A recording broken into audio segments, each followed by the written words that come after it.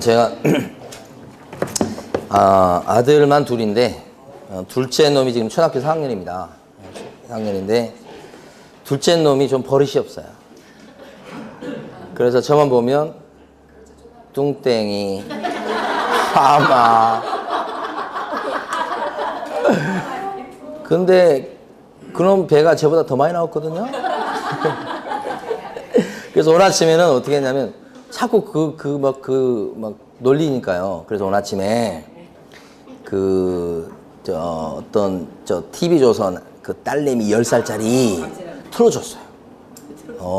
얘는 그 아저씨한테 나쁜 말 해갖고 얘 큰일 났고 그 사람 아빠가 회사에서 잘렸어. 너도 계속 아빠한테 나쁜 말 하면 경찰이 잡아가고 아빠 잘려.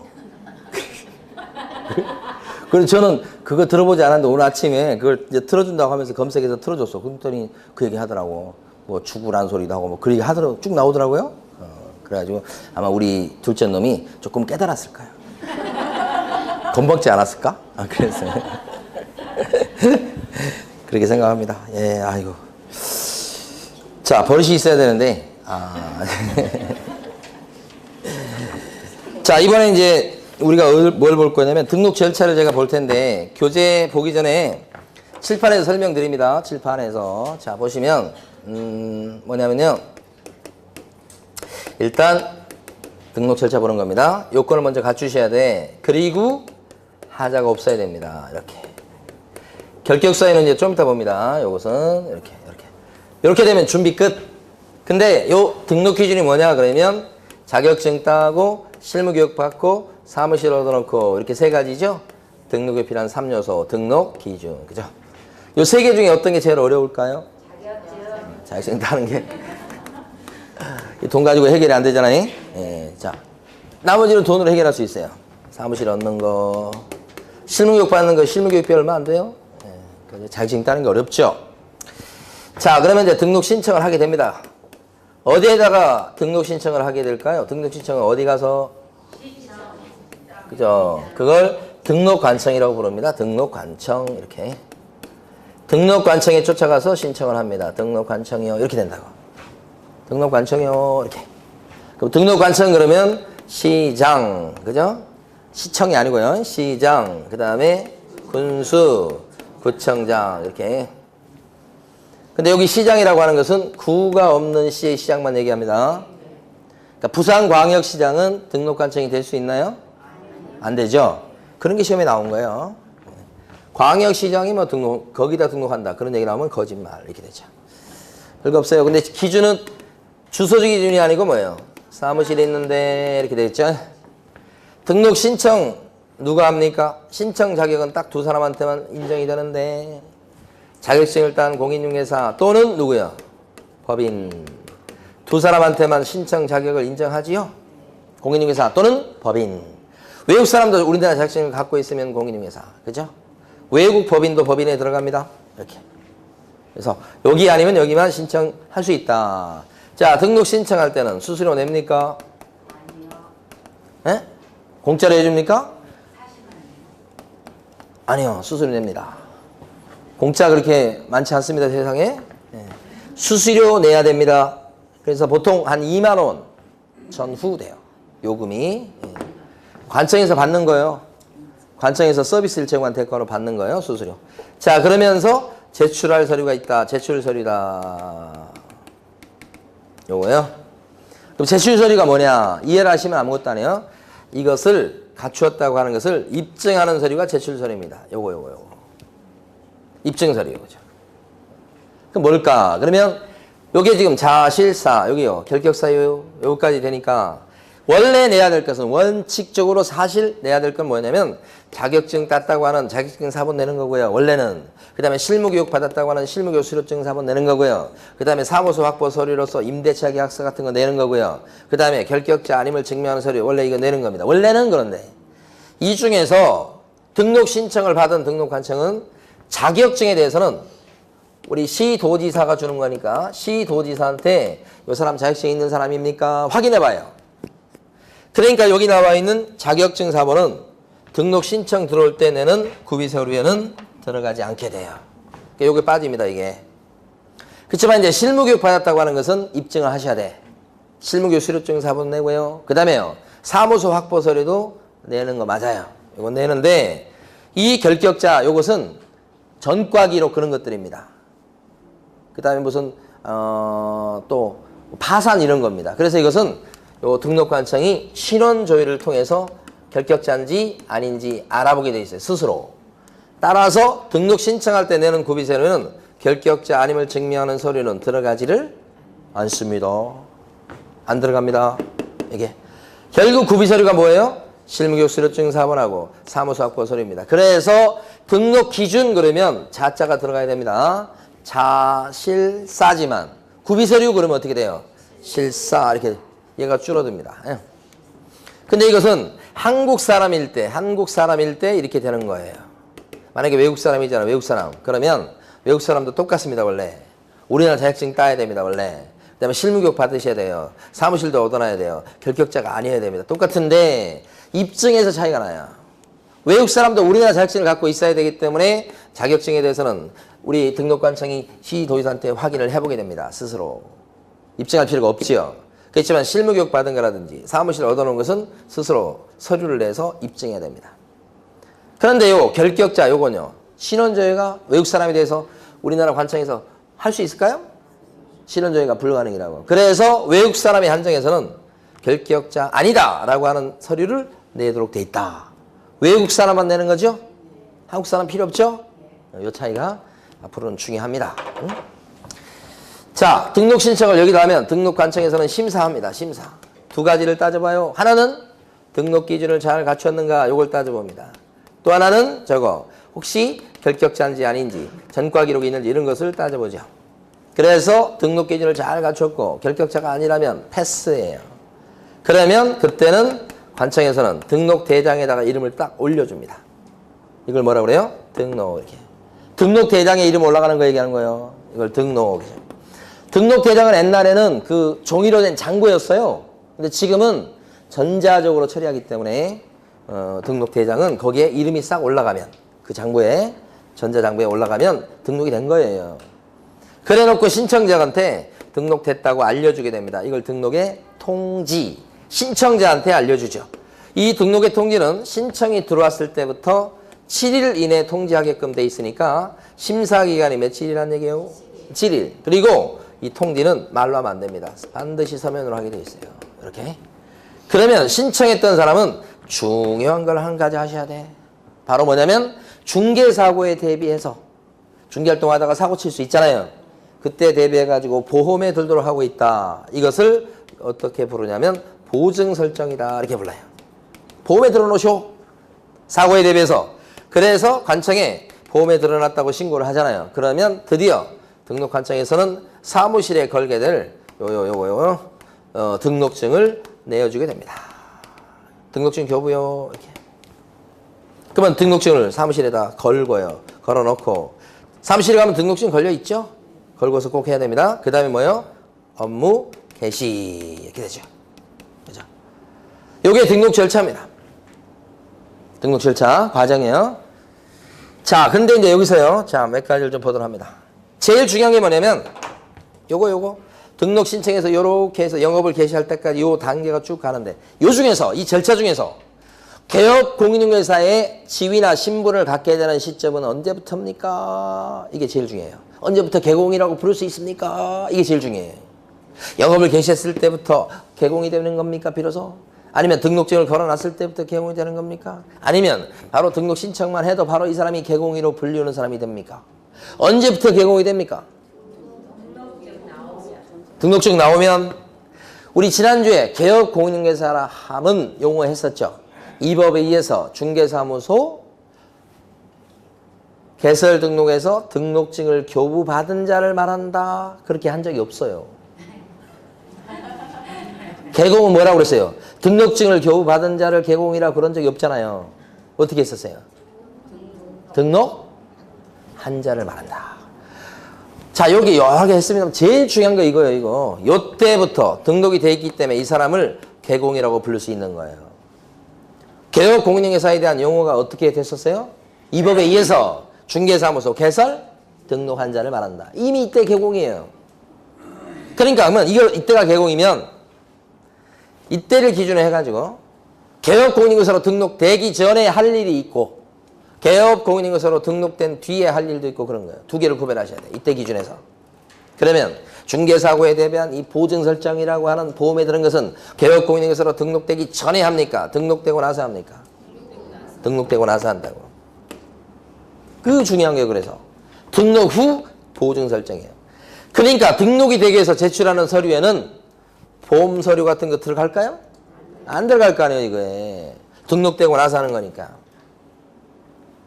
똑같이 우리 법은 영업 개시 전까지요. 계약서에 찍을 도장을 등록을 해두게 돼 있어요. 그게 뭐예요? 인장 등록이에요. 도장을 등록하게 돼 있다고. 인장 등록이에요. 계약서 쓰기 전까지. 영업 개시하기 전까지. 그러니까 이 인장 등록도 중개사무소 개설 등록하기 전에 미리 갖춰야 될 건 아니죠. 언제만 하면 돼요? 등록하고 나서. 그 뒤에 언제까지만? 영업을 시작하기 전까지만. 응? 자, 실무교육은 등록하기 전에 받는 거예요? 등록한 뒤에 받아도 되는 거예요? 실무교육. 등록하기 전에 받는 거예요. 그래서 요게 기준이에요, 요게. 그리고 등록이라는 것과 등록증을 주는 것은 달라요? 등록이 됐다는 것과 등록증을 받았다는 것은 다르다고? 보증 설정이 안 돼 있어도, 잘 보세요. 이게 안 돼 있어요. 그래도 등록은 하죠. 되죠. 근데 보증 설정이 안 돼 있으면 등록증 못 받습니다. 그래서 절차의 핵심은 뭐냐면 등록, 그 다음에 보증 설정, 그 다음에 등록증 교부 이렇게 돼요. 이 세 가지가 핵심적 절차예요. 그리고 또 한 가지는 등록증을 준 등록관청은 가만히 있지 않아요. 중개사 협회에다가 매월 명단을 통보합니다. 이번 달에 아무개가 등록했다. 명단을 어떻게 한다고요? 통보. 이것도 있어요. 요게 이제 등록 절차예요. 자, 보시겠습니다. 교재. 자, 교재에서는 61페이지 보시면 가로 2번에 반가로 1번에 동그라미 1번이요. 뭐라고 하냐면 실무교육 수료 확인증 사본 이렇게 돼 있잖아요. 이게 구비서류예요. 제출서류예요. 그 다음에 동그라미 2번 중개사무소 건물 확보서류 이거죠. 이게 바로 뭐예요? 사무소 확보서류죠. 그래서 구비서류는 이렇게 두 가지야. 그런데 다음 페이지 가시면 동그라미 3번에 여권용 사진이 있죠. 등록증에 사진 붙이거든. 이때 사진은요. 여권용 사진. 그러니까 여기서 아까 설명드릴 때 사실은 우리 이제 암기할 것도 암기하시는데 실사라고 암기했었죠. 구비서류. 그럼 사가 뭐예요? 사가 사무소 확보 서류도 되고 여권용 뭐예요? 사진 할 때 사자도 됩니다. 두 가지 의미가 담겨 있어요. 그래서 어쨌든 실사 이렇게 해가지고. 근데 그 밑에 보시면 외국인 얘기가 잠깐 나옵니다. 동그라미 4번에요. 외국 사람 이렇게 나오죠. 외국인이나 이렇게 나온 거 있죠? 거기에 기억번 두 줄을 밑줄 그어두세요. 등록 등의 결격 사유 어느 하나에 해당되지 아니함을 증명하는 끝에요. 서류 이렇게. 외국 사람은 구비서류가 하나 더 늘어난다는 거 아시죠? 실사결 이렇게 기억하세요. 외국 사람은요. 실사결 이렇게. 자, 반가로 2번 가십니다. 밑에 수수료 납부하는 거 돈 냅니다. 공짜 아닙니다. 자, 수수료 요금은 제출 보시면요. 개설 등록 신청하는 자는 당해 지방자치단체 조례 가정하는 바에 따라서 수수료를 납부해야 된다 이렇게 돼 있죠. 뭐라고요? 지방자치단체 조례예요. 자, 그 다음에요. 나머지는 필요 없고요. 오른쪽 63페이지 가시면 동그라미 니은번이 있습니다. 그 세 줄을 밑줄 긋습니다. 동그라미 니은번 첫째 줄부터 셋째 줄까지. 자, 등록 신청을 받은 등록관청은 다음 각호라는 건 박스 안에 보면 1, 2 이렇게 두 개 있죠? 그걸 읽을 때 호라고 읽습니다. 1번, 2번을 1호, 2호라고 읽어요. 조문에서는 그렇습니다. 자, 등록 신청을 받은 등록관청은 다음 각호에 1번, 2번에 이런 뜻이에요.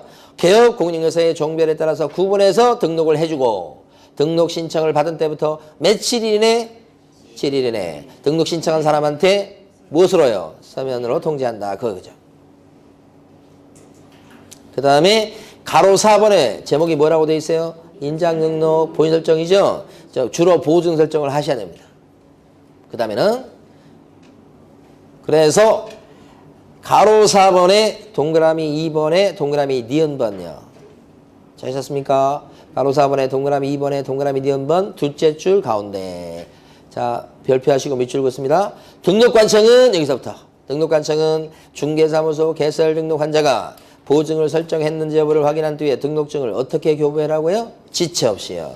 그 두 줄이 중요합니다. 다시 한번.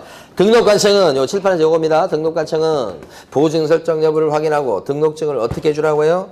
지체 없이죠. 그 전에 보면 등록 신청이 들어왔을 때 등록의 통지는 며칠이네요? 7일이네. 등록증 교부는 언제까지요? 보증 설정 여부를 확인하고 지체 없이죠. 요거 중요합니다. 그 다음에 동그라미 리을번 가보십니다. 밑에 리을번 가시면 등록관청은 나온 거예요. 매월 중개사무소 등록 행정처분 및 신고 등에 관한 사항을 중개사무소 등록 행정처분 등 통지서에 기재해서 다음 달 10일까지 서류에다 적어서 어디에 통보하라고요? 협회요. 협회 통보하는데요. 언제까지 통보한다고요? 다음 달 10일까지죠. 그거 기억하시고 다음 달 10일까지. 왜? 넘어가시고 다음 페이지 가시면 박스가요. 파란색 바탕에 박스가 있죠. 그 별표해 두시고 요번 시험에 작년 시험 29회 시험인가요? 올해 29회인가요? 29회 시험에서 이게 한 문제로 출제가 됐었습니다. 박스 문제로요. 박스 문제가 40문제 중에 10문제 출제가 됐어요. 내년에도 한 8문제에서 10문제 이 정도는 생각하셔야 될 겁니다. 그 박스 문제가 조금 어렵다고 보죠. 난이도가. 그래서 요거 6개 중에서 여기 들어가는 거 골라라 이렇게 나온 거예요. 중요합니다. 나중에는 암기하셔야 됩니다. 암기하셔야 할 그런 중요한 내용. 자, 지금에서는 요 6개 중에 공부한 건 딱 하나밖에 없습니다. 요 6개 중에 박스에 있는 것 중에 1번밖에 없어요. 1번이 뭐예요? 등록증을 교부한 사항. 요거죠, 요거. 등록관청은 등록증을 주고서 다음 달 10일까지 중개사협회에다가 통보한다고 그랬죠? 통보할 것이 6개가 있다는 얘기예요. 그 중에 우리 배운 건 딱 뭐예요? 하나밖에 없죠, 지금? 1번 배운 거예요, 1번. 그죠? 앞으로 배울 때마다 나올 거예요. 그리고 가로 5번 보시면 뭐가 나옵니까? 업무 개시. 이렇게 됩니다. 됐어요. 우리가 이제 1월달 이렇게 들어가면, 1월달 가면 거기 가끔씩 보면 문제가 하나씩 막 들어가 있죠? 최근 기출문제 같은 게 들어가 있는 게 있어요. 그런 것들은 나중에 1월달부터는 문제 풀고, 그다음에 1월달부터 이제 확인학습해서 OX 문제 같은 것도 풀고 이렇게 할 겁니다. 1월부터 한 5, 6월까지. 문제풀이 들어가기 전까지는. 자, 넘어갑니다. 이제 쭉쭉쭉 넘기시고. 72페이지 가보십니다. 72페이지 가시면 여기서는요, 용어 같은 걸 조금 공부하고 넘어가도록 할 것입니다. 자, 먼저요, 가로 1번에 반가로 1번 보면 이중등록 금지라는 제목이 있죠? 제목만 보시면 돼요. 자, A라는 사람이 개공입니다. 자, 이분이 광명시에다가 사무실을 얻어갖고 등록을 한 것입니다. 개공이에요. 등록했으니까 개공이겠죠. 근데 A라는 분이 과천시에다가, 인근 과천시에다가 또 사무실 얻어서 이분이 또 오픈했어요. 그럼 여기서도 개공, 여기서도 개공. 이러면 안 됩니다. 이런 걸 뭐라고 불러요? 2번 등록했다고 그래서 이중 등록이다 이렇게 하는 거지. 안 되는 거예요? 그죠? 개념만 아시면 됩니다. 개공이면서 또 개공. 그죠? 안 돼요? 보통 등록 신청할 때 등록된 이런 그 기록이 이렇게 공유가 되기 때문에 2번 등록하는 것이 현실적으로 어려울 수 있어요. 근데 불가능한 건 아니에요. 또 경우에 따라. 언제나 이런 서류가 완벽한 건 아니기 때문에. 그래서 2번 등록하는 것은요. 법 위반이에요. 안 되는 거. 이렇게. 그 다음에 반가로 2번이 좀 그나마 의미가 있습니다. 제목이 뭐라고 되어 있습니까 지금? 이중소속 금지. 자, 이중소속 금지 개념을 보고 넘어갈 건데요. 자, 이건 뭐냐? 자, 여기서 설명드릴게요. 여기 지금 광명시에 있는 A 개공이 있어요. A입니다. 사장님이에요. 근데 여러분 갑이요. 여기에 소공으로 취직을 했어요. 면접을 보고. 그런데 요 갑이란 분이 요 과천시에 있는 B 개공 가까우니까 거기 가서 갑이 또 소공으로 취직을 하더라 이 말이야. 그러면 이 갑의 입장에서 봤을 때는 부동산 사무실 두 군데에 지금 적을 두고 있죠? 이걸 뭐라고 그래요? 이중 소속이다. 그럼 이중 소속하면 안 된다는 거죠? 만약에 이중 소속하면 문제가 생기는 게 있어요. 두 군데에 속해서 일하다 보니까 여기 요 중개업소에 나온 매물 정보를 이쪽에서 일할 때 써먹을 수 있죠? 매물 정보를. 반대가 될 수도 있죠? 이거 어떻게 이걸 허용합니까? 그래서 못하게 하는 겁니다. 이중 소속 금지의 취지가 그런 거예요. 여기서 일할 때 성실하게 일해줘야지 여기서 얻은 정보 갖고 여기서 활동하고 그러면 안 되겠죠? 반대도 마찬가지고 못하게 하는 거예요. 여기 중개보조로 일하면서 이 사람이 너무 근면해가지고 이쪽에 가서 또 취직을 해서 일한다 이 말이에요. 이것도요. 성실한 거 좋지만 이러면 안 된다 이 말이에요. 응? 네. 이걸 이중소속이라고 그래요. 개념 아시겠죠? 그런데 요걸 아셔야 돼요. 요거 지금부터 하는 거. 이분이 지금 A입니다. A. 그런데 이분이 B라는 중개업소에 5시만 넘어가면 B 중개업소에 가서 A가 소공으로 일을 해준다 이 말입니다. 자기 사무실이 있는데 B 중개업소에 가서 소공으로 일한단 말이에요. 자격증이 있으니까. 이러면 되겠어요? 안 되겠어요? 더 안 되죠. 분명히 여기서 일하면서 매물 정보를 빼오겠죠? 100%? 그래서 요것도 물어봐요. 사장님이고 한번 직원으로 이렇게 하는 것도 이것도 물어봐요? 이중소속이다.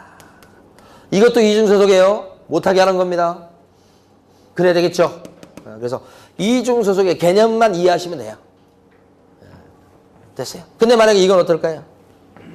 A라는 분이 자기 사무실을 운영하고 밤 6시만 되면은 A가 B 감자탕 집에 가가지고 A가 저녁에 알바를 뛰어요. 돈을 못 벌어가지고.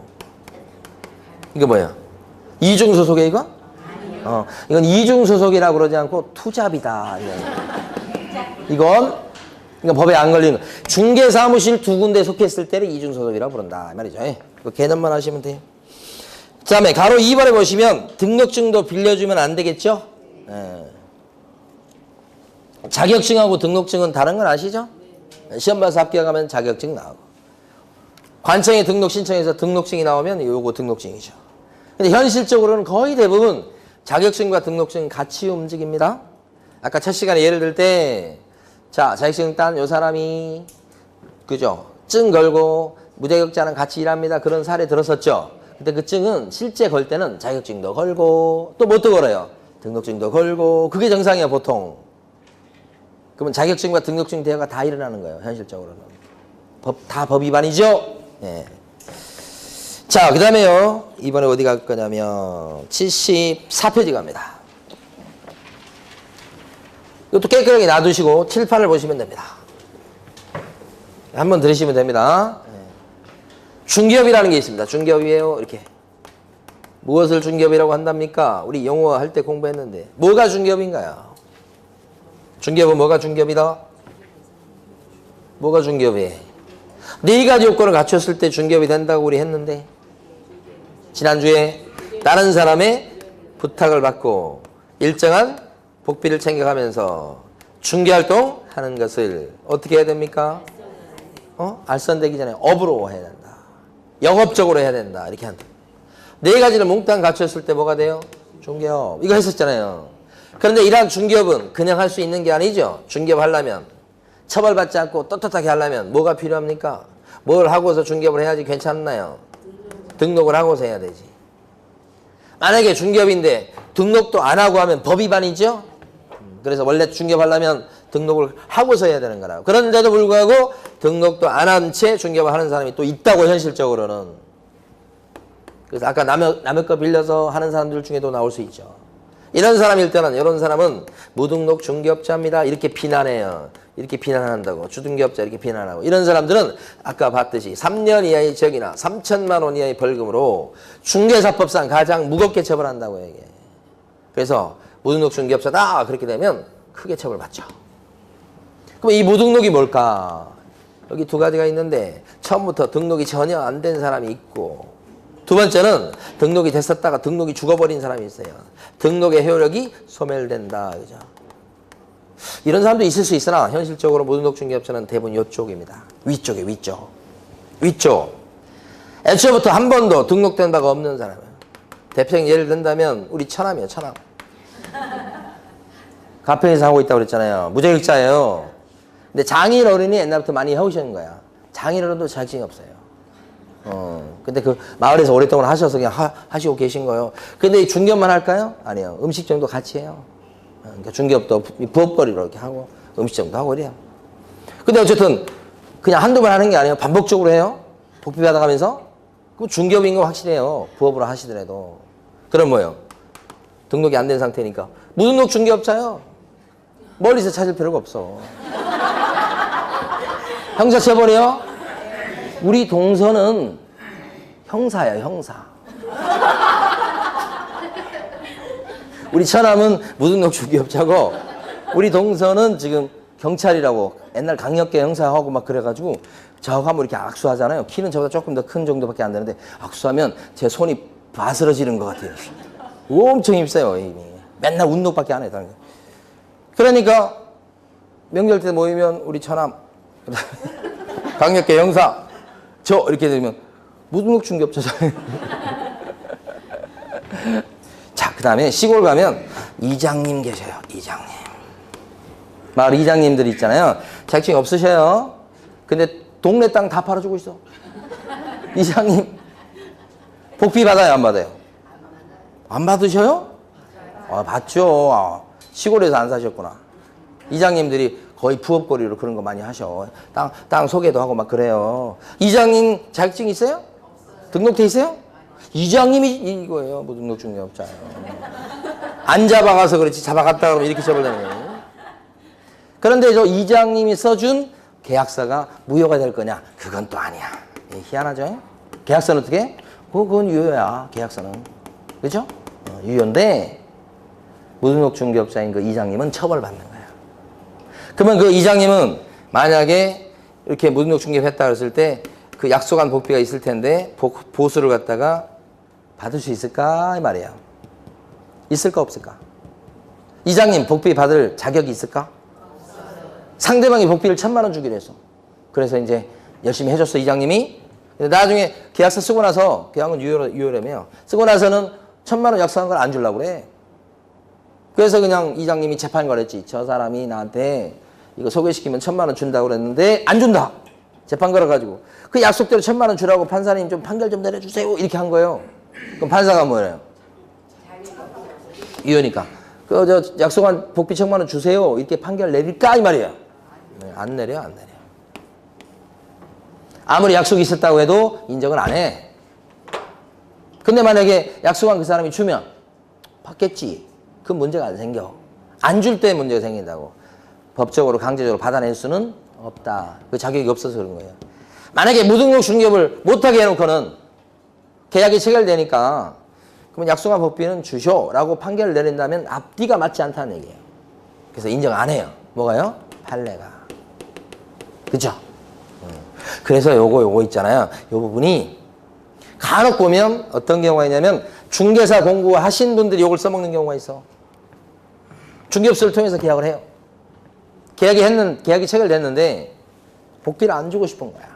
근데 가만히 눈치를 보니까 이 사람이 저기 자격증 걸려있는 그 사람이 아니고 무자격자야. 그럼 복비 주겠다고 이렇게 설렁설렁 넘어가다가 나중에 계약이 체결되고 나서는 뭐라고 그래요? 그런데 사장님, 여기 다르네? 이렇게 얘기하면서 제가 구청 갈까요 말까요? 그런 소리를 해. 구청 가면 뭐 복비를 뭐 달라고 하시든지 이렇게 복비를 갖다가 떼먹을 목적으로 써먹기도 해요. 다른 사람이 하는 게 아니에요. 여러분처럼 공부해서 자격증 딴 사람이 그렇게 하는 거예요. 근데 저는 생각은 그렇습니다. 무등록 중개업자가 꼭 우리 처남에서 그런 거는 얘기하는 건 아니지만 무등록 중개업자일지라도 그 사람을 통해서 소개받아서 계약을 했잖아. 고생했잖아.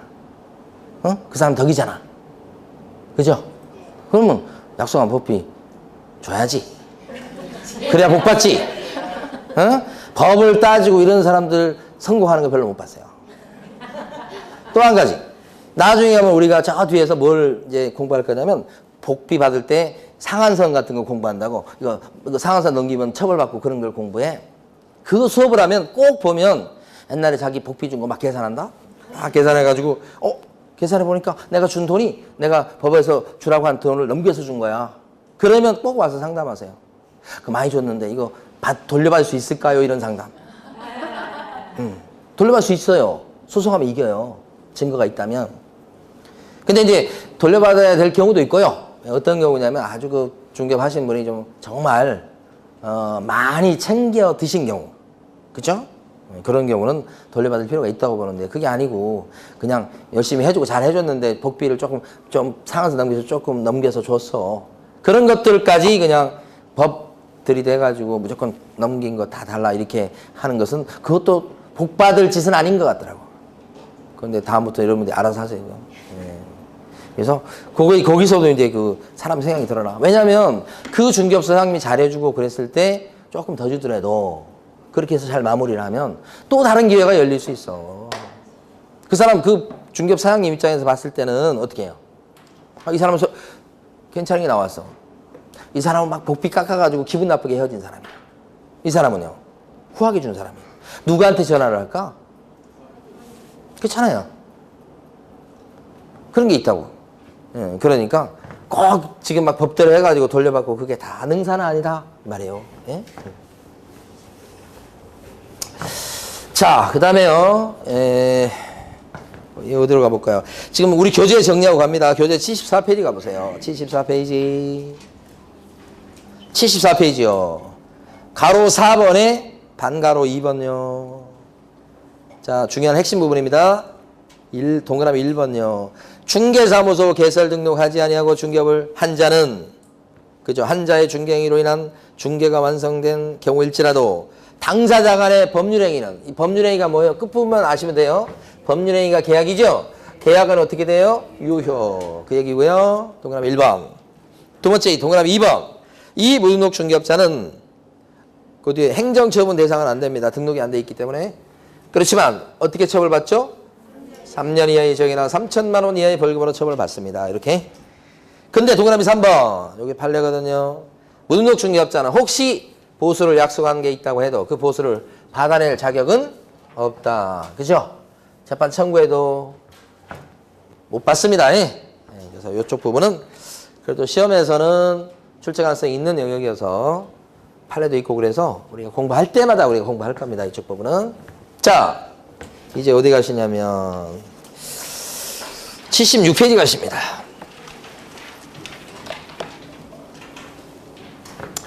결격사유다 이걸 공부합니다. 아까 원래 사무실 오픈하려면 등록 기준을 갖췄다. 그것만 갖고 오픈할 수 있는 게 아니죠. 등록 기준 갖췄고 또 뭐요? 하자가 없어야 되죠. 결격사유입니다. 그러니까 결격사유라고 하는 건 하자예요. 하자. 중개업 시장에서 일하기에는 좀 문제가 있다 이 말이에요. 그게 12가지나 됩니다. 그러니까 이런 결격사유에 들어간다 그러면 전과 기록이 있다 이렇게 되면 그 사람은요 오픈하려고 해도 오픈이 안 돼요. 그 다음에 소공으로 또는 보조로 취직하려고 해도 취직이 안 되는 거예요. 그러니까 일체 중개업 시장에 진입하는 걸 막는 거예요. 이게 결격사유예요.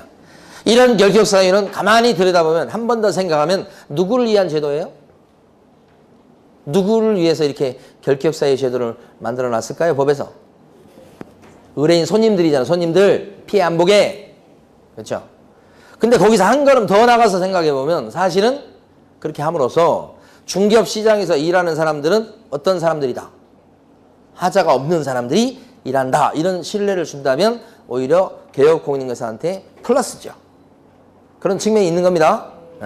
근데 여러분 공부하실 때는 중개업 시장에서 문제가 있으니까 배제시키는 사유들 12가지.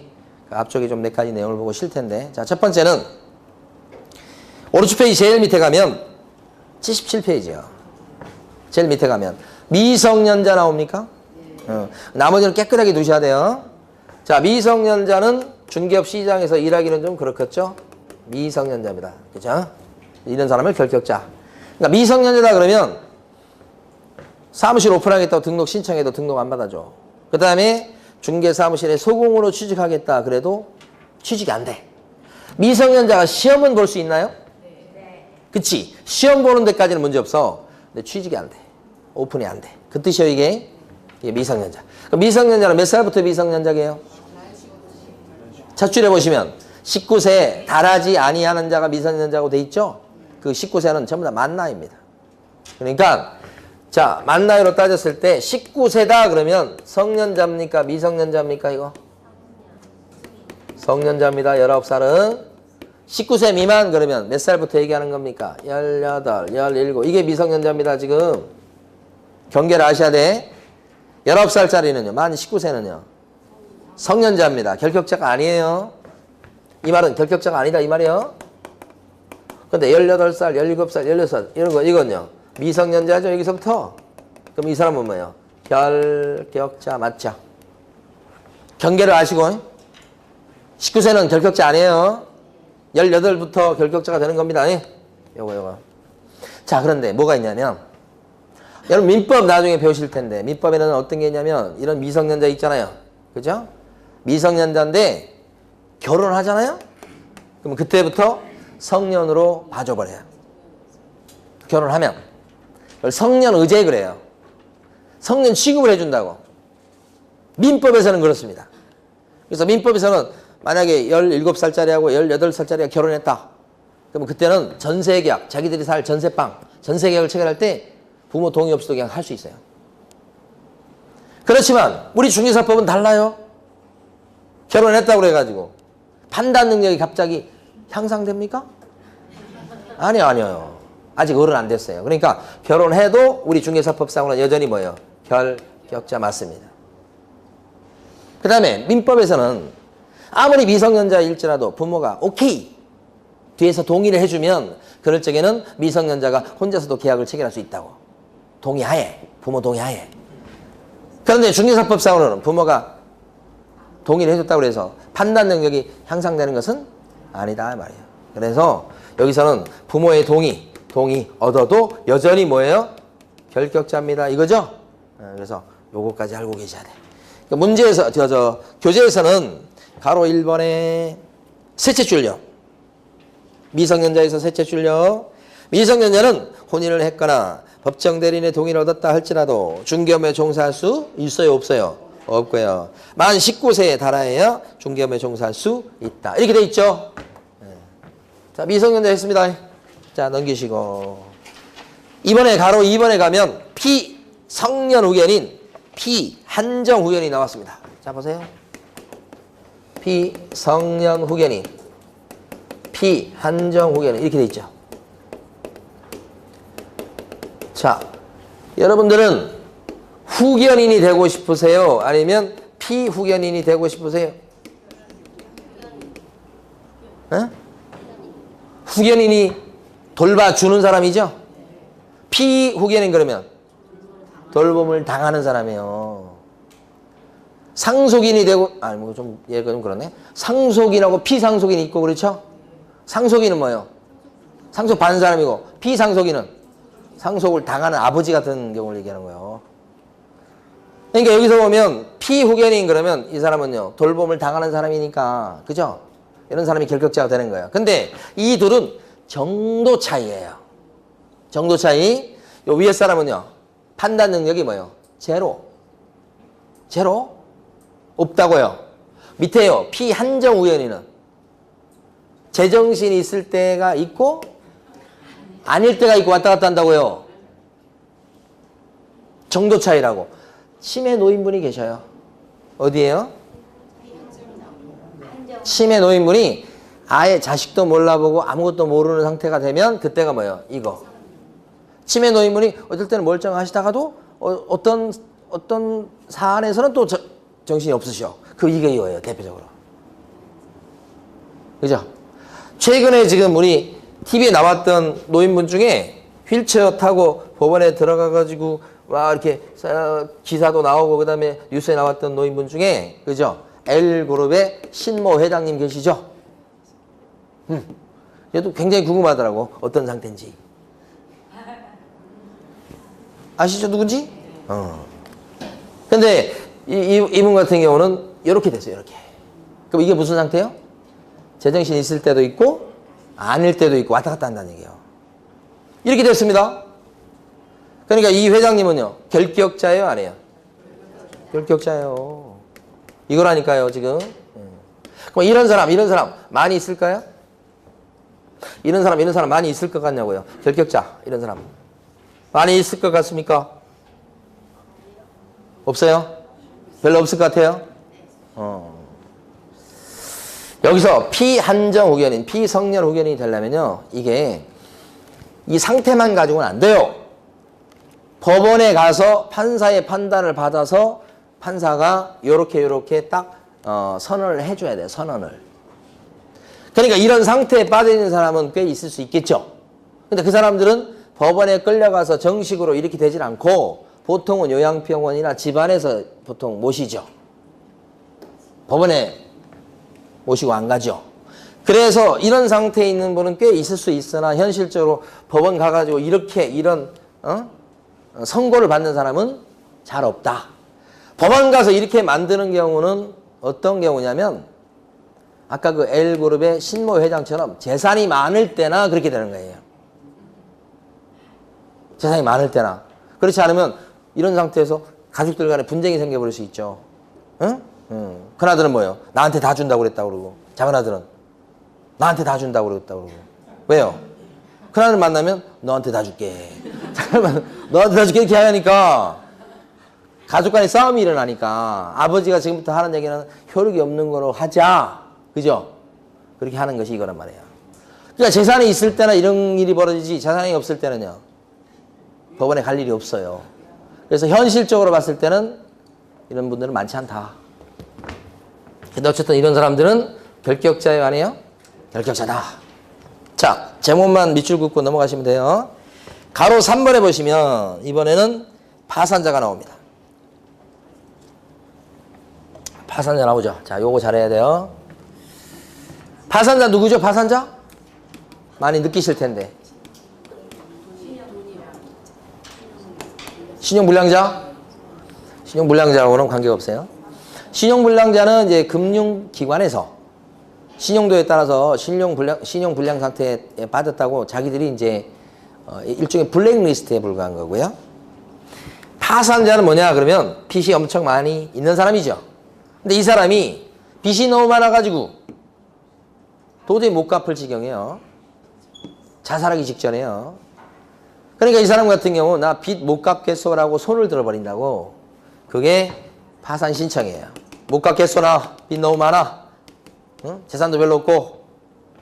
그래서 파산 신청을 갖다 법원에 넣어요. 그럼 법원은 따져봐요. 이 사람이 수입이라든지 재산 따져봐가지고 빚을 갚을 능력이 있냐 없냐 봐가지고 아무리 해도 빚을 갚을 능력이 없다고 한다면 법원에서는 그 사람에 대해서 판사가 파산 선고를 내려줘요. 파산 선고가 내려지게 되면 그때부터 그 사람은 파산자가 돼요. 파산자가 되면 그때 장점이 생겨. 뭐가 돼요? 빚을 안 갚아도 돼. 큰 장점이죠. 빚을 안 갚아도 돼 이제. 그러니까 파산 신청 넣었던 사람은 파산 선고 받기를 고대합니다. 파산 선고 받았다 그러면 어떻게 해? 이제 빚에서 벗어난 거예요. 좋은 일이에요. 그런데 파산 선고 받은 날 그날까지만 좋아요. 그 다음 날부터 안 좋은 일이 기다리고 있어요. 안 좋은 일이 뭐예요? 할 수 있는 일이 없어요. 가질 수 있는 직업이 거의 없어요. 지금 여기 파산자가 중개사 법령상 결격자가 돼서 중개업시장에서 일 못합니다. 그것도 마이너스예요. 가질 수 있는 직업이 거의 없어요. 고구마 장수해야 돼요. 근데 이걸 감수하고서라도 빚이 너무 빚 때문에 올라져서 빚 갚는 게 너무 힘드니까 이렇게 하는 거예요. 이게 결코 좋은 건 아니죠. 이 사람은 이제 언제까지 파산자가 되느냐? 그랬을 때요. 복권될 때까지는 파산자예요. 복권이라고 하는 건 권리를 회복한다는 거예요. 요 마이너스예요, 마이너스. 잃은 권리를 회복하는 게 복권이에요, 복권. 복권 되면 그때 그 사람은요, 파산자에서 벗어나요. 어떻게 해야 복권 되느냐? 둘 중에 하나예요. 하나는 빚을 갚든지. 응? 빚 갚았어. 그럼 복권 되겠지? 쉽지 않겠죠. 두 번째는요, 10년 지나죠? 그럼 빚을 안 갚아도 10년 동안 고생했다. 이렇게 하면서 이제 끝내버려요. 이거 자동 복권이에요, 자동 복권. 10년 되면. 그러니까 파산 선고를 받고 빚을 안 갚는 상태에서는 몇 년 정도 머물러 있어야 되는 거예요? 10년. 근데 기가 막힌 사람이 있어요. 파산 선고를 내립니다. 판사가. 갚을 수가 없다 이렇게 보고요. 그런데 파산 선고 내리면서 경우에 따라서는 판사가 면책 결정을 내려주는 경우가 있어요. 가끔 보면 수강생 중에도 보면 면책 결정 받으셨다고 오신 분이 계셔요. 면책 결정이 복권이에요. 그러니까 이 사람은 파산 선고를 받고 그날 면책 결정을 내려지면 요 파산자로서 불이익을 받는 기간이 없어져 버려요. 그러니까 이 사람 빚을 많이 졌습니다만 제일 좋은 케이스가 뭐예요? 파산 선고 받고 그날 뭐예요? 면책 결정까지 나오면 1등이야 1등. 최고로 좋은 거야 최고로. 근데 그렇게 흔한 케이스는 아니지. 그래서 어쨌든 파산 선고를 받고 복권되기 전 요 사이에 있는 사람을 뭐라고 불러요? 파산자. 그 사람이 어떻게 되는 거예요? 결격자 된다 이거지. 예? 그런데 여러분 회생이라고 들어보셨습니까? 회생. 회생 들어보셨어요? 회생? 회생 이런 거 나오는데 회생 이 사람은요 파산하고는 완전히 달라요. 예. 회생은 빚이 많은 건 비슷해 보이는데 여기는요 빚을 못 갚겠다고 손드는 게 아니고 갚아나가요. 다만 회생은요 빚을 다 갚는 게 아니고 채무 조정을 해서 절반 또는 뭐 그 정도로 깎아요. 법원이 깎아줘요. 5천만 원이면 2,500 정도로 깎아줘. 그리고 그것을 장기간 갚아나가요. 5년 뭐 이런 식으로 갚아나간다고. 변제. 예? 그 조건으로 회생 개시 결정을 내려주는 거예요. 그럼 회생 개시 결정을 받은 사람은 어떻게 돼요? 파산자하고 다르죠? 이 사람 직장 다니고 막 그래요. 거기서 나온 월급 중에 반 정도는 빚 갚는 데 쓰고 자기 생활비로 반은 쓰는 거예요. 그러니까 정상인으로 갈 수 있도록 중간에서요 채무 조정을 해주는 거죠. 회생 개시 결정을 받은 사람, 이 사람은 결격자예요, 아니에요? 아닌 거예요. 우리 조문에 분명히 뭐만 나와요? 파산만 나와요. 회생 아니에요?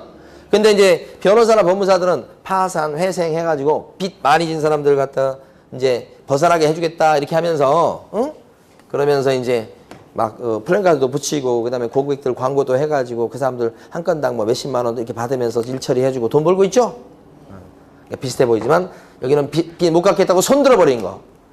이것은 이쪽은 깎아서라도 갚아나가는 사람. 직장 다 다닐 수 있고 그래요. 여기는 차이 나죠? 결격자 아닙니다. 네, 그럼. 자 쉬었다가 이제 가로 4번부터 하겠습니다.